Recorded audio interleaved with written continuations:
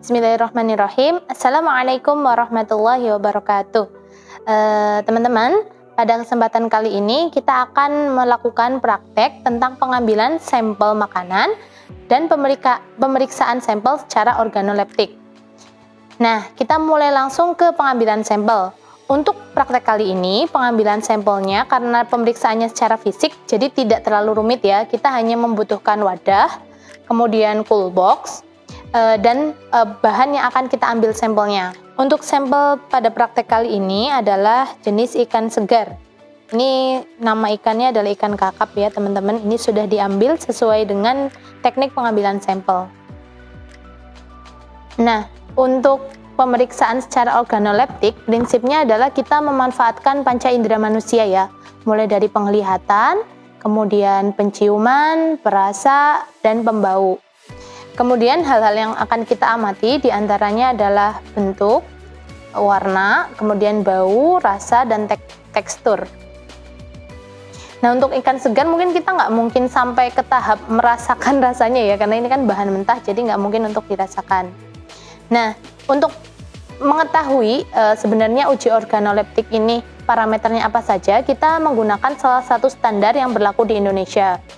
Untuk ikan segar, standar yang digunakan adalah SNI nomor 2729 tahun 2013 tentang ikan segar.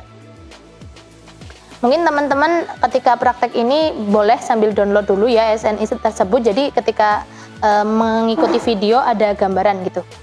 Dalam SNI nomor 2729 itu ada kolom tersendiri atau ada poin tersendiri yang membahas pemeriksaan ikan segar secara organoleptik. Salah satunya dibahas bahwasanya skor dari penilaian ikan segar secara organoleptik minimal adalah 7.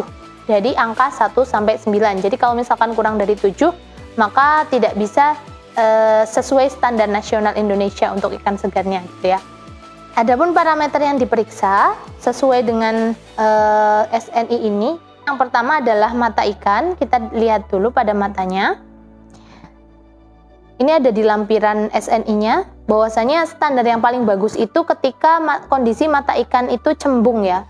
Cembung artinya ke atas ya, nggak ke bawah. Kalau ke bawah cekung. Nah, kondisi yang paling bagus itu mata ikannya cembung. Kemudian kornea serta pupil mata berwarna cerah. Tidak keruh ya, bisa dilihat di sini sebenarnya untuk pupilnya tidak keruh, masih kayak bening gitu. Kemudian kornea juga seperti itu. Kemudian bentuk mata, warna mata mengkilap sesuai dengan jenis ikan. Ini kalau di kamera kelihatan nggak, tapi kalau di penglihatan secara langsung ini masih mengkilap. Kemudian yang kedua akan kita amati sesuai dengan SNI adalah insang. Insang ada di balik sini ya. Insang yang baik itu memiliki warna merah tua atau coklat kemerahan, cemerlang dengan sedikit sekali lendir transparan. Boleh kita ambil kayak gini ya teman-teman. Nah, kita bisa tahu insang yang baik seperti apa ketika lendirnya sedikit. Ini bisa dilihat kalau misalkan berair di kamera mungkin kelihatan ya kandungan airnya banyak. Tapi di sini kondisi lendirnya masih belum begitu banyak sehingga ikannya masih tergolong segar. Itu untuk insang. Setelah insang kita mengamati lendir di permukaan badan ikannya. Nah, lendir yang bagus, karena ikan itu kan berasal dari air ya, jadi nggak mungkin mereka tidak mengandung lendir, pasti ada tuh lendirnya sedikit atau banyak. Nah, yang masih bisa kita terima adalah lendir yang berwarna jernih. Nah, ini bisa dilihat ya, lendirnya masih jernih. Kemudian, warnanya transparan, nggak coklat, nggak biru atau lain sebagainya, dan mengkilap cerah. Nah, kalau mengkilap cerah, kita kalau diadu kena cahaya lampu itu memantulkan cahaya ya. Nah, seperti ini kelihatan banget kalau masih seger gitu ya. Itu untuk badannya. Ini badan dari atas sampai bawah. Kita amati semuanya. Lendir di bagian badan ikannya. Kemudian kita berlanjut ke daging ikan. Nah, ini sudah kita persiapkan ya biar kita bisa melihat kondisi daging ikannya seperti apa. Ini sudah disayat. Kita bisa lihat untuk warna dagingnya itu yang bagus adalah warnanya cemerlang.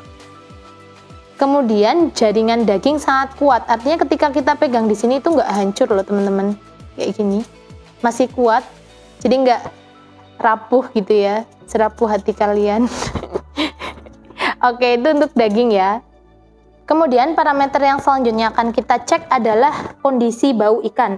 Jadi ikan memiliki kondisi bau yang spesifik ya, agak amis-amis gimana, tapi nggak ada bau, istilahnya bau busuk. Nah, atau kalau di Jawa itu disebutnya bacin gitu ya. Jadi baunya masih segar, kemudian spesifik dengan jenis yang kuat. Jadi nggak ada kayak bau bangkai atau lain sebagainya, baunya masih segar.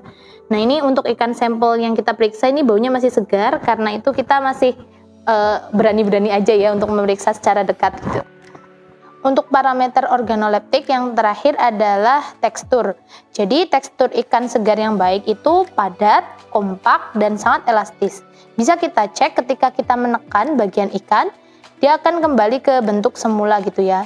Ini mungkin nggak langsung kembali ke bentuk semula karena ikannya memang nggak langsung kita ambil di kolam ya, tapi udah sempet di frozen dulu, jadi nggak secara langsung balik lagi, tapi ini masih bisa balik, jadi nggak cekung terus gitu. Jadi ini masih tergolong ya layak untuk dikonsumsi.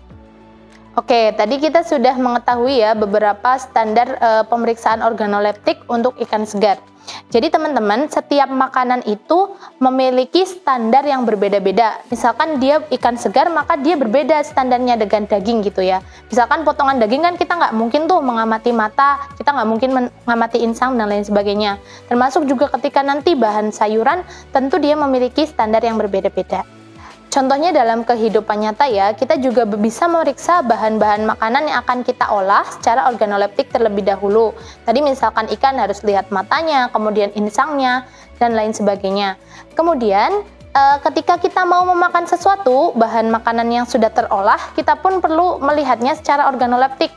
Misalkan apakah baunya masih enak untuk dicium atau lain sebagainya. Dan terutama untuk makanan dengan kemasan juga kita harus melihat apakah tanggal kadaluarsanya itu belum masuk ke masa-masa kritis atau apakah makanan itu sudah ada luarsa atau belum. Jika belum maka masih layak untuk dikonsumsi dan sebaliknya. Oke, kemudian prinsip yang tidak boleh dilupakan dari uji secara organoleptik adalah pengujian ini yang paling bagus itu dilakukan lebih dari satu orang. Ya, kalau bisa orangnya ganjil ya, misalkan 3, 5, dan seterusnya. Karena pemeriksaan organoleptik kalau misalkan hanya dilakukan oleh satu orang itu akan membuat hasilnya kurang akurat, sehingga ketika diperiksa oleh lebih banyak orang hasilnya akan lebih valid atau lebih akurat lagi. Kemudian juga orang yang memeriksa secara organoleptik khususnya untuk keperluan penelitian itu tidak bisa orang sembarangan ya, jadi harus orang-orang yang memang tahu ketika bau yang baik itu seperti apa, ketika warna yang bagus itu seperti apa. Jadi nggak bisa misalkan teman-teman mau buat penelitian skripsi nih. Nah, yang mengamati bau tuh teman-teman terus bapak sama ibu. Nah, bapak sama ibu kan otomatis belum pernah belajar keseling ya. Jadi belum pernah belajar bagaimana memeriksa secara organoleptik. Nah, minimal ketika kasusnya seperti itu, teman-teman harus mengajak 2 atau 3 dari teman-teman dari kalian untuk membantu memeriksa secara organoleptik. Oke, mungkin cukup sekian untuk pemeriksaan sampel secara Oke, mungkin cukup sekian untuk pemeriksaan sampel makanan secara organoleptik. Selamat belajar. Oke, mungkin cukup sekian untuk praktikum pemeriksaan sampel makanan secara organoleptik. Semoga teman-teman bisa mengaplikasikannya dalam kehidupan sehari-hari, karena makanan yang kita makan juga mendukung kepada kesehatan kita semua. Jadi saya cukup sekian, kurang lebihnya mohon maaf. Wassalamualaikum warahmatullahi wabarakatuh.